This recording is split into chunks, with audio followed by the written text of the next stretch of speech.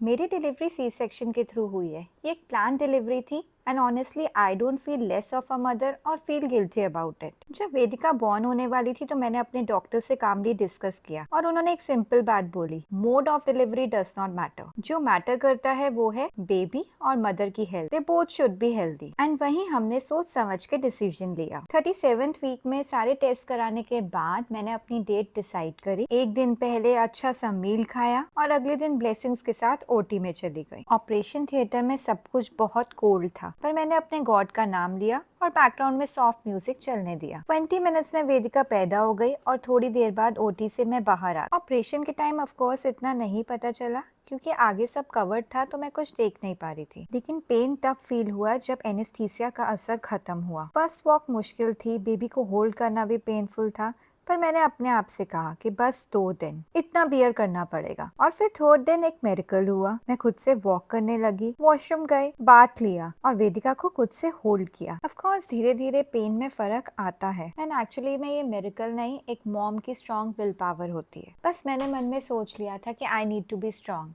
In fact discharge के time hospital staff ने मुझे इंसिस्ट किया कि आप व्हील चेयर में कार तक जाओ, पर मैंने मन में सोचा कि मैं पॉजिटिव हूँ, मैं आई वॉक करके थी तो मैं जाऊंगी भी वॉक करके ही। एक परसेप्शन होता है कि सी सेक्शन के बाद रिकवरी बहुत मुश्किल होती है एंड मुझसे सब पूछते हैं कि मैंने रिकवरी इतनी जल्दी कैसे की। तो शायद ये मेरा विल पावर, पॉजिटिविटी और स्ट्रॉन्ग माइंड ही मेरी स्ट्रेंथ था। तो मॉम्स एक बात हमेशा याद रखो, चाहे डिलीवरी नॉर्मल हो या सी सेक्शन, दोनों ही एक जर्नी है। चाहे स्टिचेस हो या लेबर पेन्स, दोनों मॉम्स इक्वली स्ट्रांग होती हैं। And yes, trust yourself. आप जितना सोचते हो उससे कहीं ज्यादा स्ट्रांग हो। Motherhood is about strength, not the mode of delivery.